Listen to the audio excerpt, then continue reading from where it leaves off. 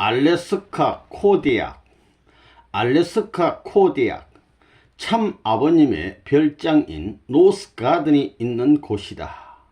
언젠가 꼭 한번 가고 싶었던 그 땅에 갈 기회가 왔다. 2001년 9월 3일 제주도 지도자 특별 수련회를 마치고 돌아오신 참 아버님께 알래스카에 가본 적이 없다고 말씀드렸더니 깜짝 놀라셨다. 아마도 통일교 간부인 내가 이미 다녀왔다고 생각하신 모양이었다. 그러고는 바로 그 자리에서 알래스카 특별수련회에 갈 수 있는 기회를 주셨다. 80세가 되어 영영 못 갈 것 같았던 그곳에 참 부모님을 모시고 함께 가게 된 것이다. 그것도 참 부모님의 전용기에 탑승하는 분에 넘치는 은총을 잊고 말이다. 지난번 제주도에 가실 때 전용기에 탈 은사를 주셨으니 이번이 두 번째였다. 2001년 9월 7일 나와 김명희 씨를 비롯한 우리 일행은 알래스카 코디악에 도착했다. 실은 이날 이대 퇴학생 14명을 모두 데려갈 계획이었지만 그간 교회를 멀리하게 된 사람도 있고 또 각자 개인적인 생활이 있어 그들에게는 진주 목걸이 선물만 나누어 주셨다.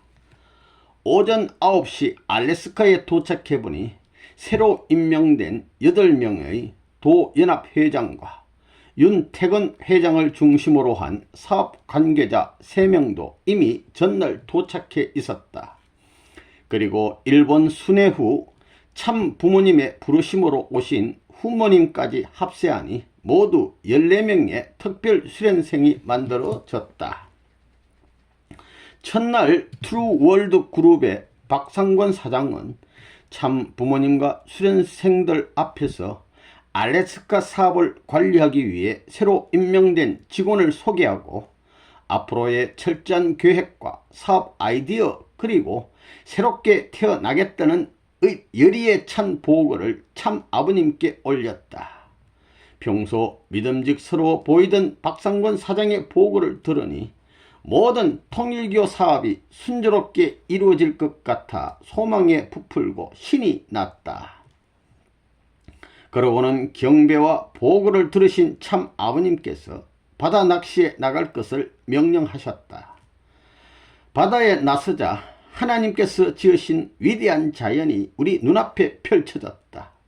눈이 부실 정도로 하얀 설원과 바다, 하늘에 닿을 듯 솟아있는 바위산의 거대한 위용 앞에 숙연함이 절로 느껴졌다.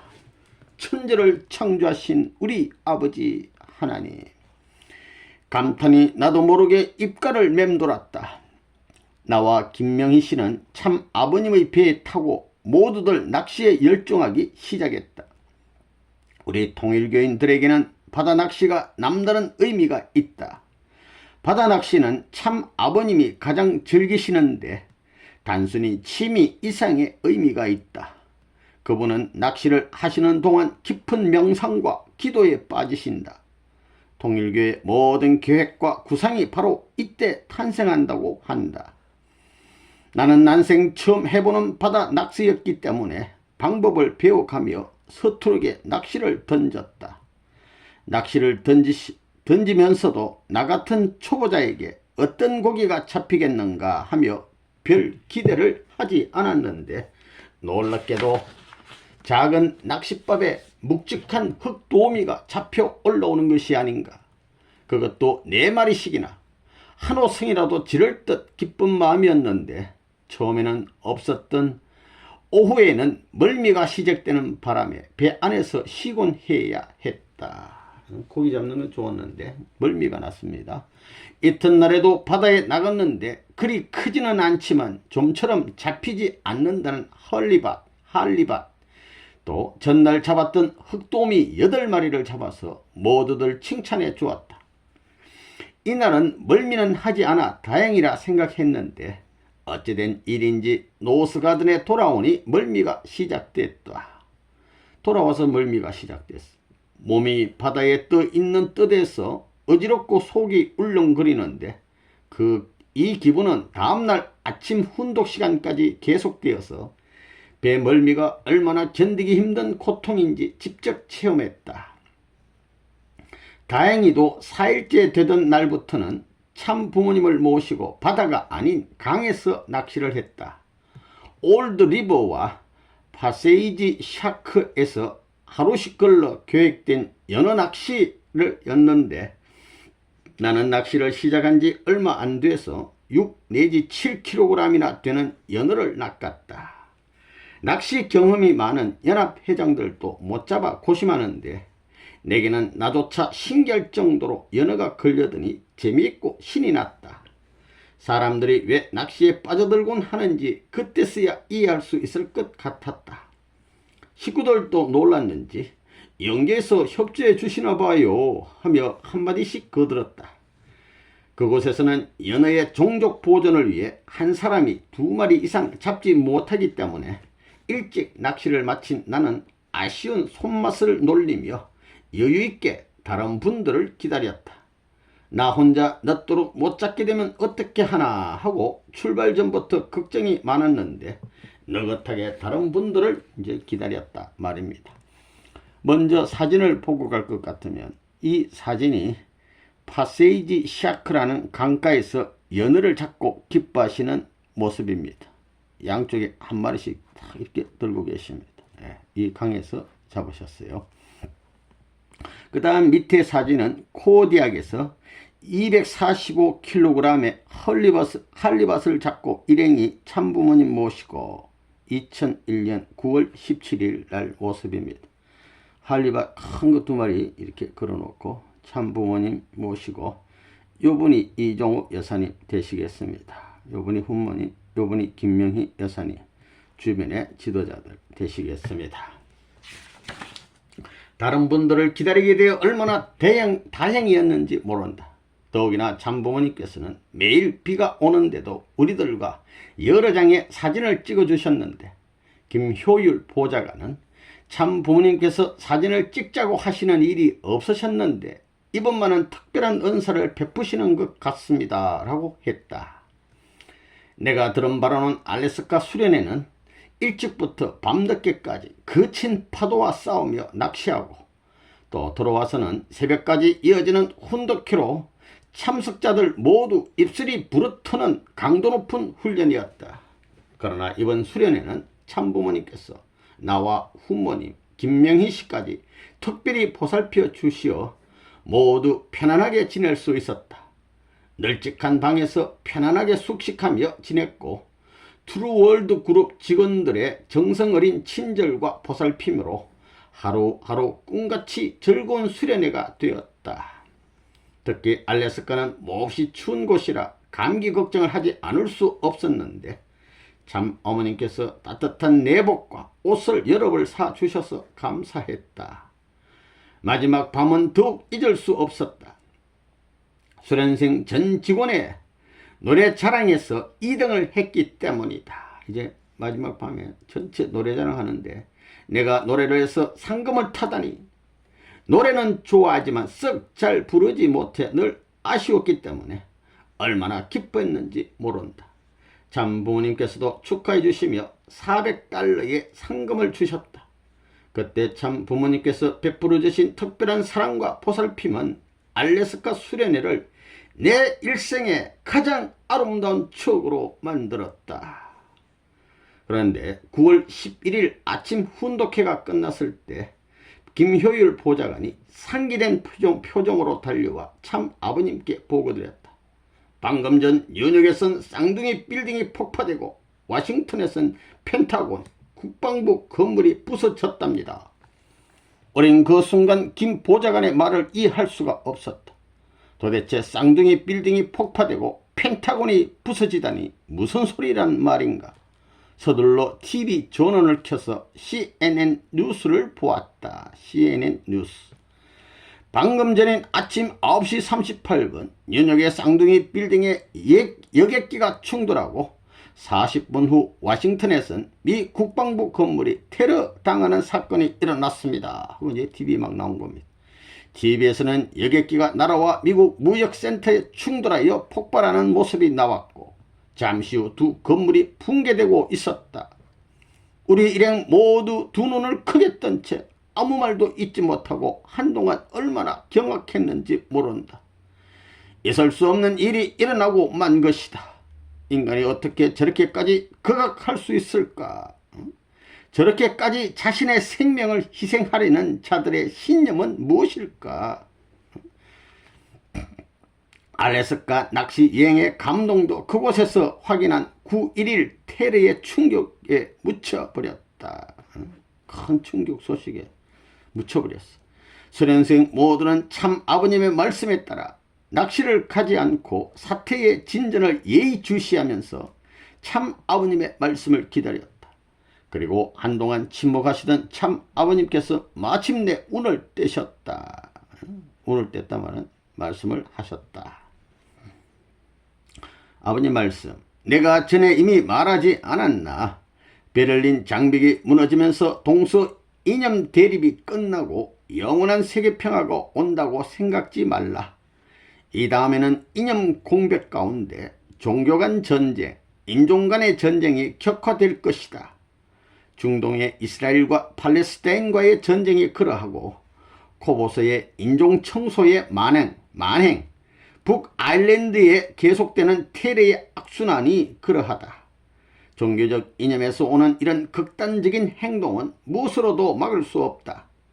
종교의 벽을 넘고 인종 계층 간의 갈등을 수습할 수 있는 초종교, 초국가적인 새로운 가치관을 공유하지 않고는 이 문제를 근본적으로는 해결할 수 없다.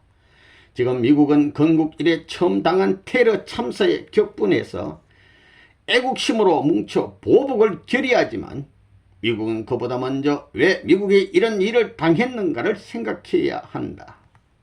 오늘 미국의 번영이 미국만 잘 살기 위한 것이 아니고 세계를 위한 것이며 미국의 군사력이 미국만의 이익을 지키기 위한 것이 아니고 세계의 평화를 수호하기 위한 것이며 미국의 기독교적 가치관이 미국인만을 위한 이기심이 되어서는 안 되고 세계인을 참 사랑하는 부모 대신 하나님의 사랑을 실천하는 것이 되어야 한다.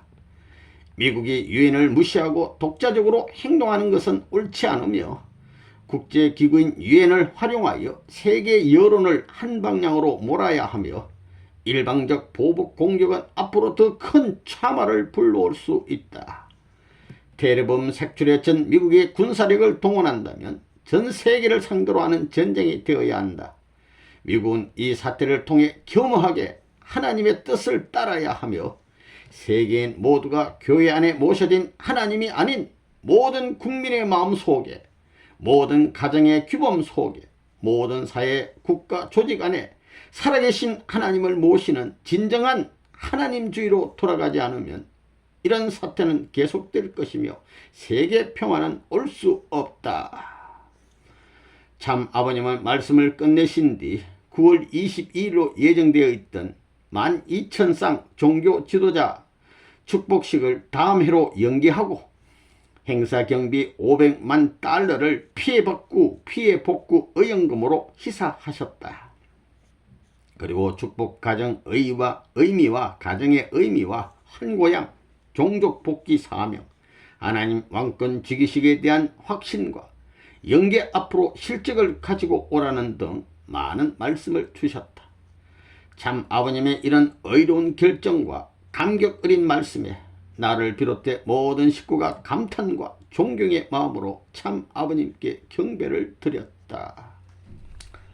참 아버님은 9월 18일 코대학을 떠나 뉴욕을 경유하셔서 남미 현장을 순회하신 후 한국으로 귀국하시어 추석과 개천일 명절을 지내시겠다고 계획을 밝히셨다. 참 아버님의 말씀이 끝난 후 숙소로 돌아왔는데 아무래도 잠을 이룰 수가 없었다. 영문도 모른 채 공포에 휩싸여 죽어갔을 많은 이들의 비명소리가 들리는 듯했다. 고통에 신음하는 소리, 으아, 살려달라는 절규가 밤새 나를 괴롭혔다. 뉴스에서는 희생자가 3,000여 명에 다다를 것이라고 했다. 많은 무고한 죽음 앞에서 죽음에 대해 다시 한번 생각하지 않을 수 없었다. 살아오는 동안 많은 죽음을 보았는데 어느 것 하나 안타깝지 않은 죽음은 없었다.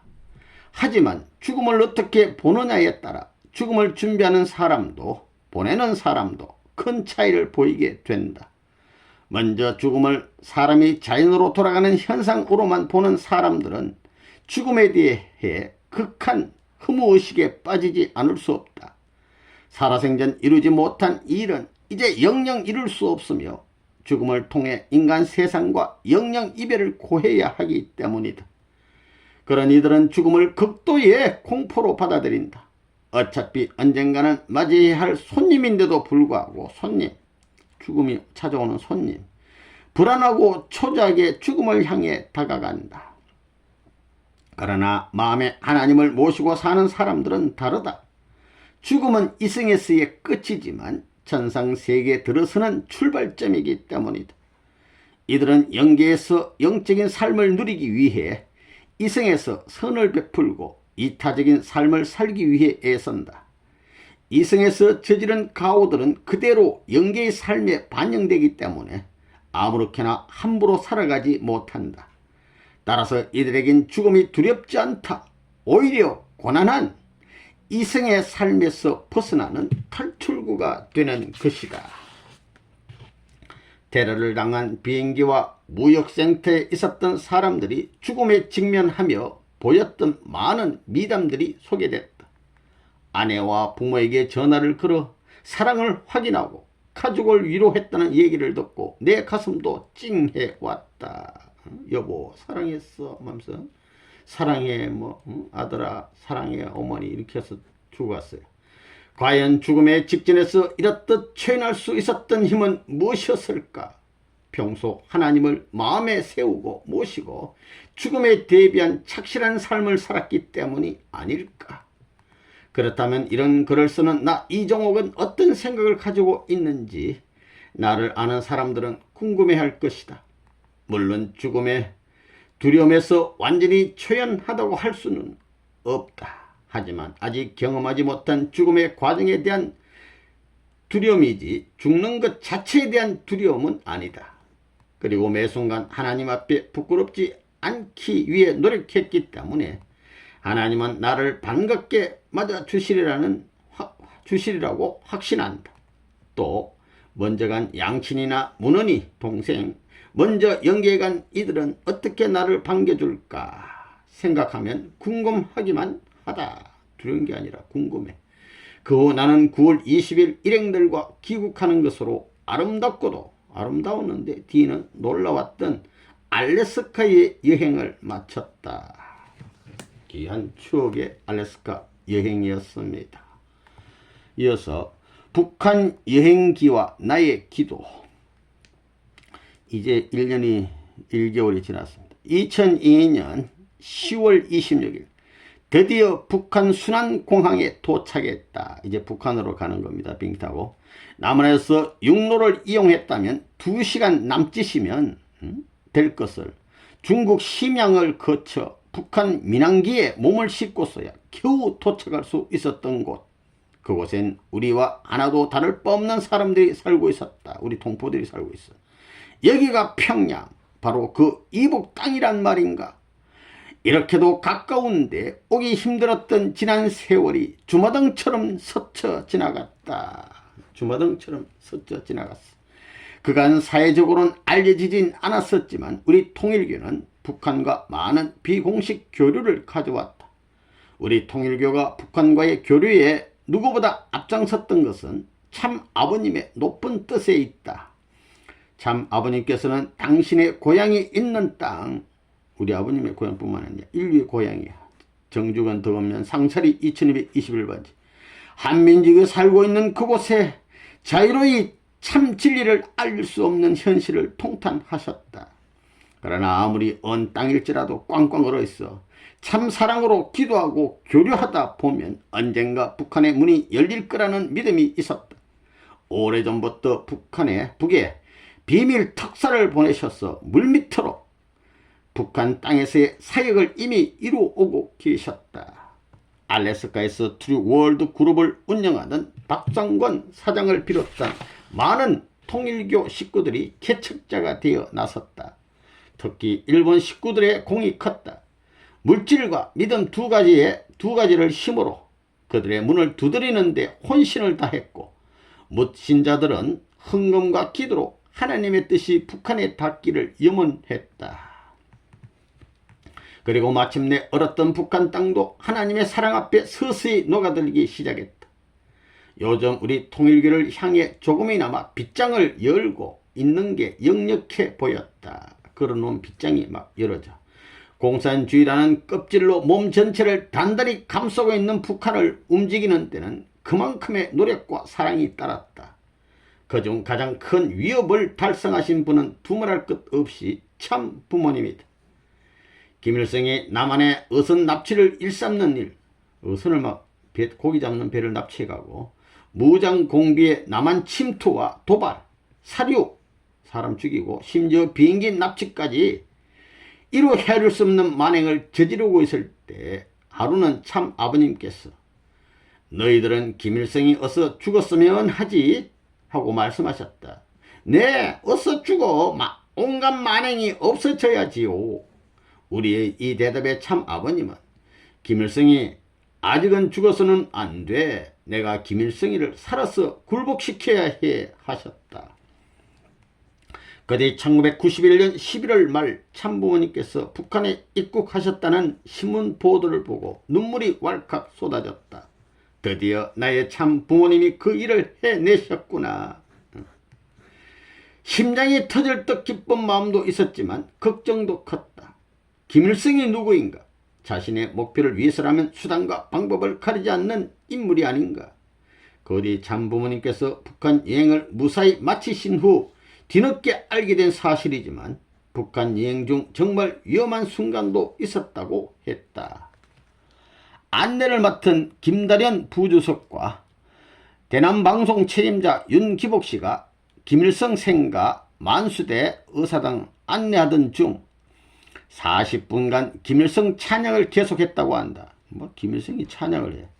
만약 이남에서 북침을 하지 않았다면, 이 말은 무슨 6.25 때 우리가 북침에서 먼저 올라갔던 이런 엉터리 같은 얘기를 윤기복이가 하고 있으니까 윤기복이의 이 말에 참 아버님 말씀을 듣고 있던 차바님이 책상을 탁 치면서 벼락같이 호령하셨다고 한다.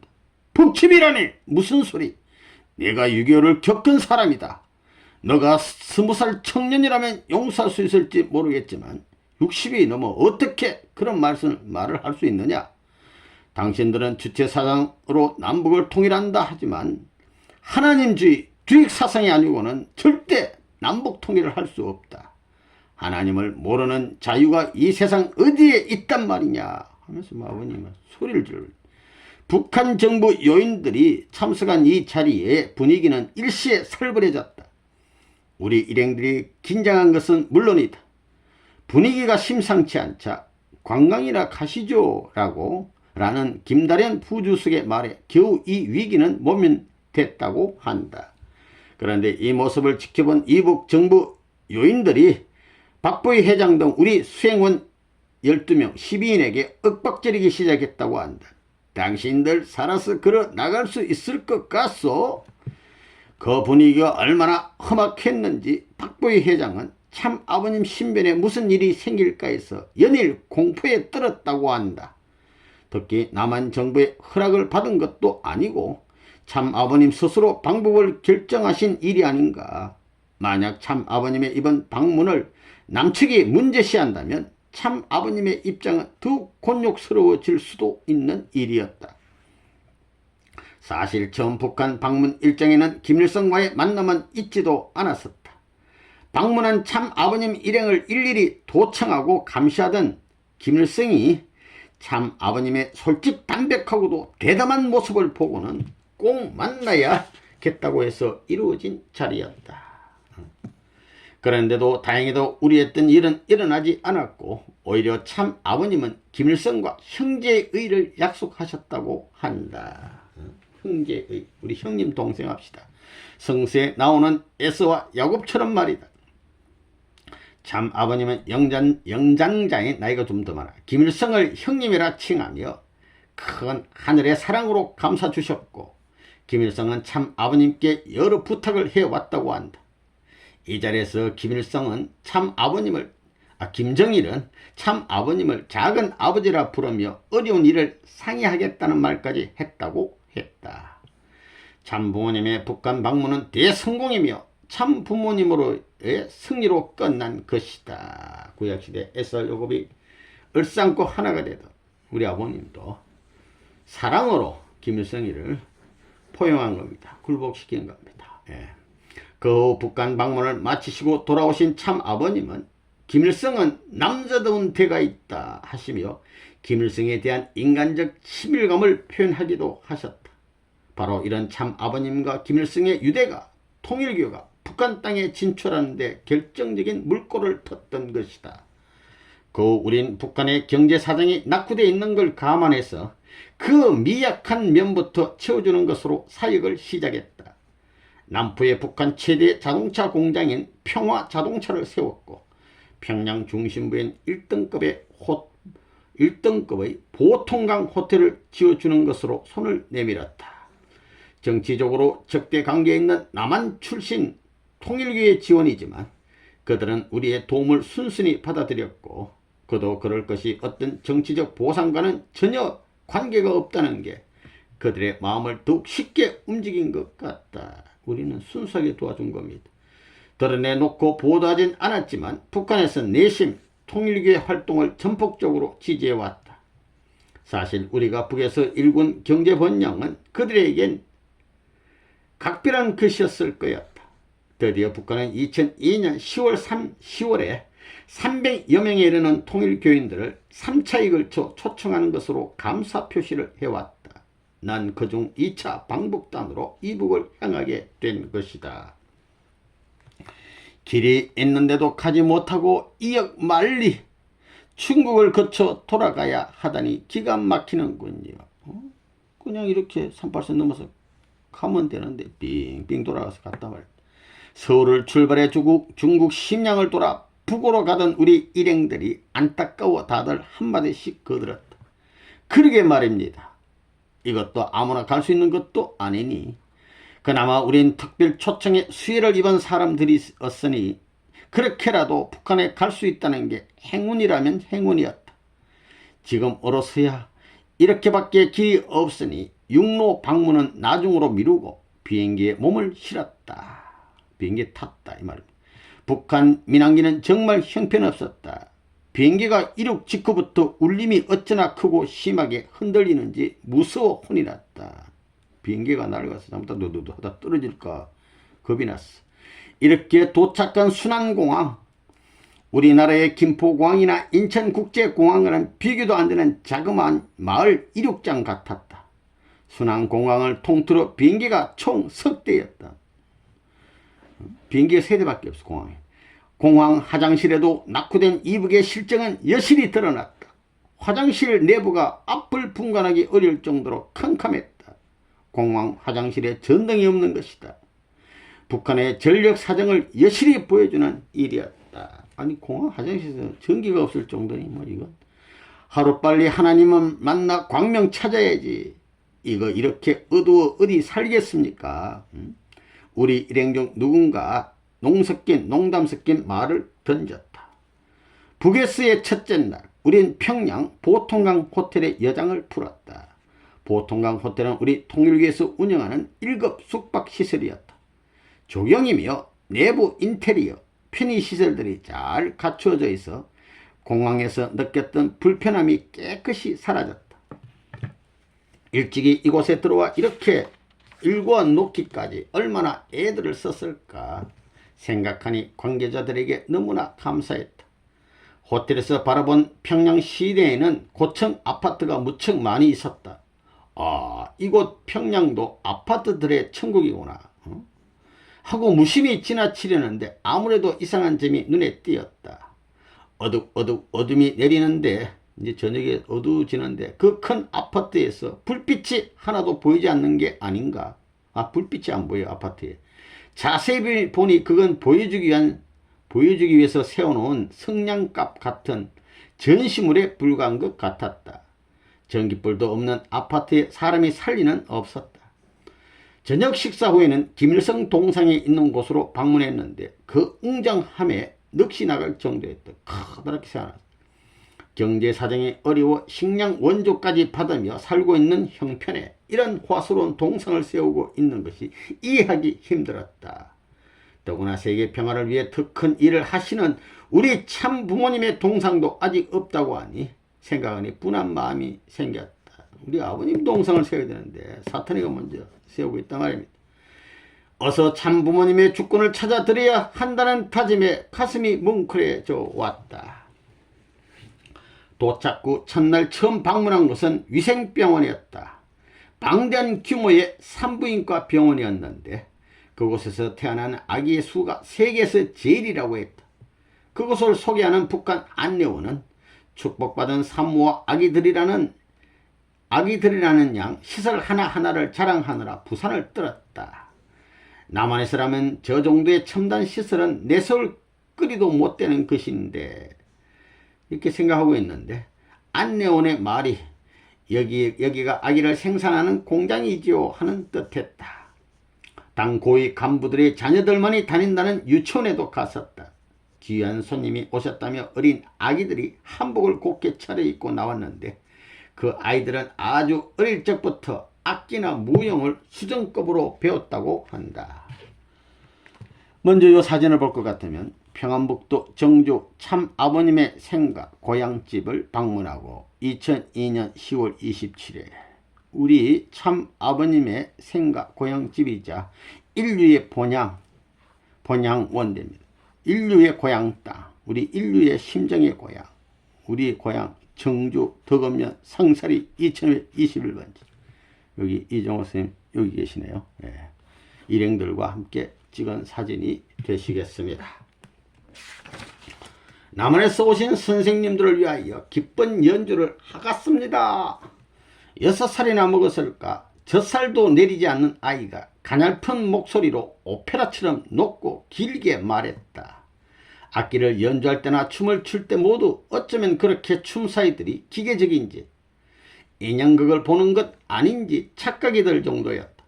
어린아이들을 저렇게 하도록 가르치려면 얼마나 많은 시간을 틀에 넣어 맞춰 찍어내듯이 했을까. 반복했지 않겠습니까? 하는 생각이 드니 가엾기까지 했다. 그 밖에도 그들이 준비한 환영 행사들은 모두 이질감을 주는 것 투성이었다.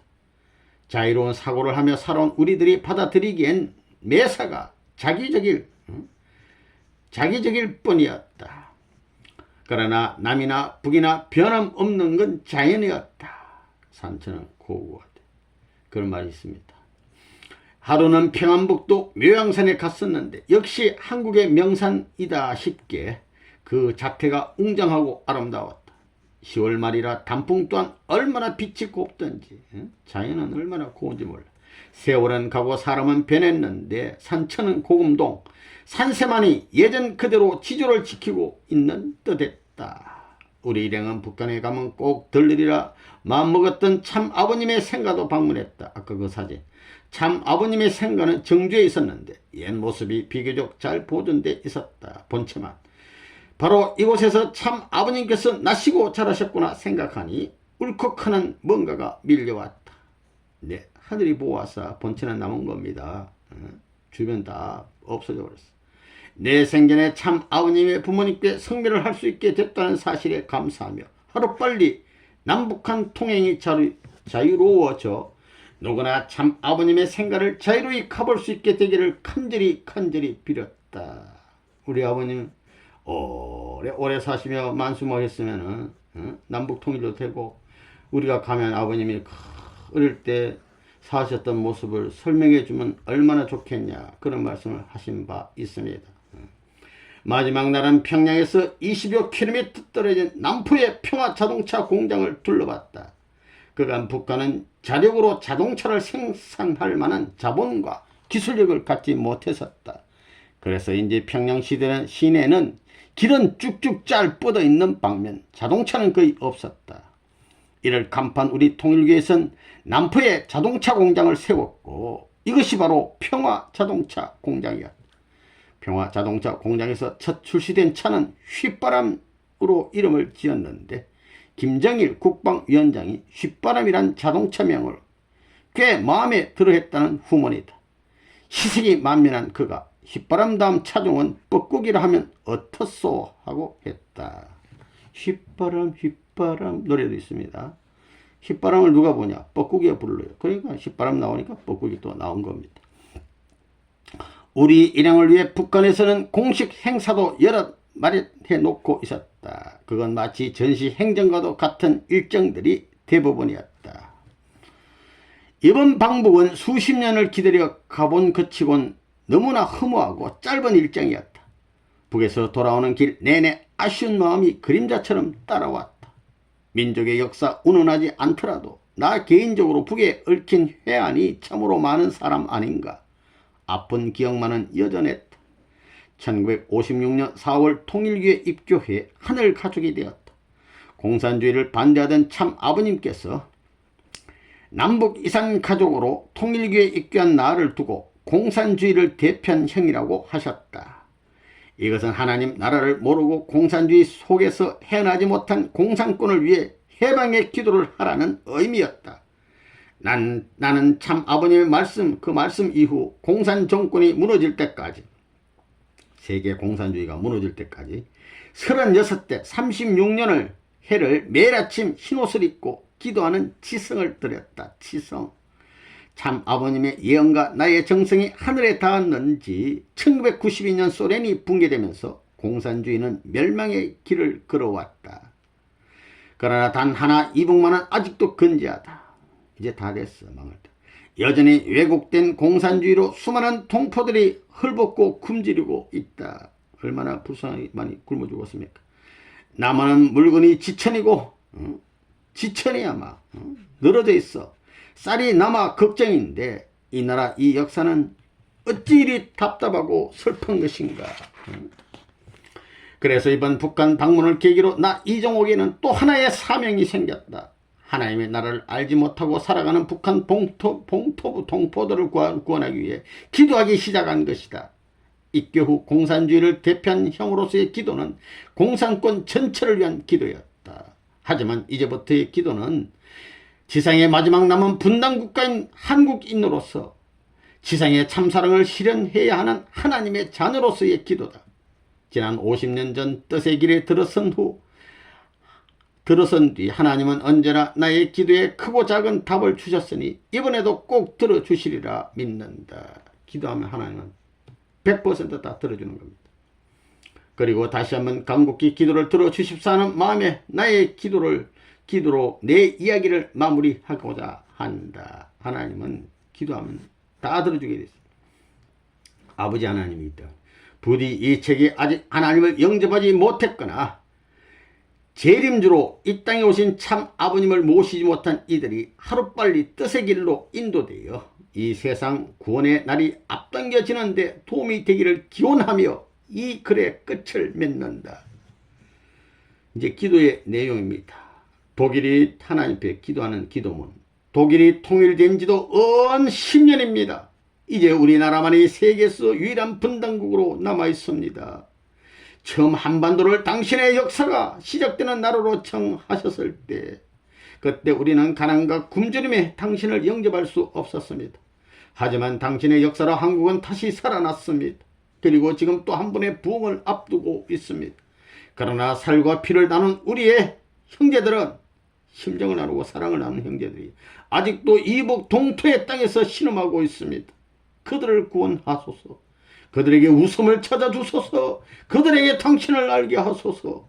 남한을 구하셨던 내 형제의 나라 이북에서 승리의 역사를 시작해 주소서. 전쟁과 분란이 있는 곳에 화해를 주소서. 가난과 질병이 있는 곳에 희망을 주소서. 참 부모님께 영원한 건강을 허락하시오.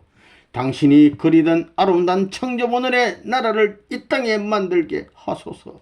당신의 자녀 이종옥 오직 당신 뜻에 따라 한평생을 살아왔사오니 당신의 위대한 힘으로 소망찬 인류의 새 세상 만들어 주시길 간절히 바라옵나이다.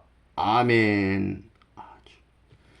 이렇게 하시면서 남북 통일과 북한 해방을 위해서 애절한 기도를 올리셨습니다.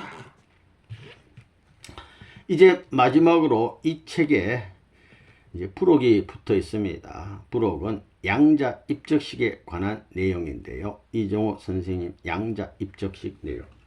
이 순서를 보면은 양자 입적시 초청장 및 식순, 보고기도, 양자 입적식 경가보고, 입적 감사 인사 1, 입적 감사 인사 2, 또 축사하는 분도 있고, 양자 입적식 때 말씀도 하시고, 축시를 누가 또 이렇게 지어 올리고, 마지막에는 억만세 하면서 양자 입적식이 진행이 됐습니다. 요 사진을 볼 것 같다면, 이분이 이종호 선생님. 이분이 누구냐면 문배관 우리 목사님 4분 되시고, 여기 아들 있고 따님 2분, 이렇게 해서 이종호 여사님 보면은 이것도 손주들이 되고 또 아들 4고 며느리 되고 이렇게 됩니다. 2019년 2월의 모습이 되겠습니다. 아주 다정한 모습 되시겠습니다. 여기 프랭카드가 있는데 성, 이거는 거룩할 성자 성인이지 않습니까? 성인 마호메트, 이슬람의 창시자 성인 마호메트 이종옥 가정의 문배관 양자 입적시, 이렇게 해서 천일국 이념회관이 2014년 양력 11월 15일 음력 9월 23일 날 천복궁 교회에서 있었습니다. 이때 이제 입적을 했고, 이날 이제 입적식을 하고, 여기 보면 1번 양자 입적시 초청장 및 식순이라 그래서 모시는 거 있습니다. 이제 이건 참 아버님 말씀. 이제 죽기 전에 내가 양자 하나 택해 줄 줄 모르지. 책임하면 4대 승인의 핏줄을 남겨야 돼요. 또 공자님의 아들, 딸, 양자를 택해 줘야 돼. 그런 생각을 안 해? 성인들이 아들, 딸이 없으면 양자를 택하라면 얼마나 좋아하겠나. 성인들이 양자 택해주면 좋아하시겠다. 이런 말씀입니다. 결실의 계절 가을이 무르익고 있습니다. 천지인 참부모님의 은총으로 저희가 천륜의 인연을 맺게 되었습니다. 부모가 자식 되는 건 천륜이야.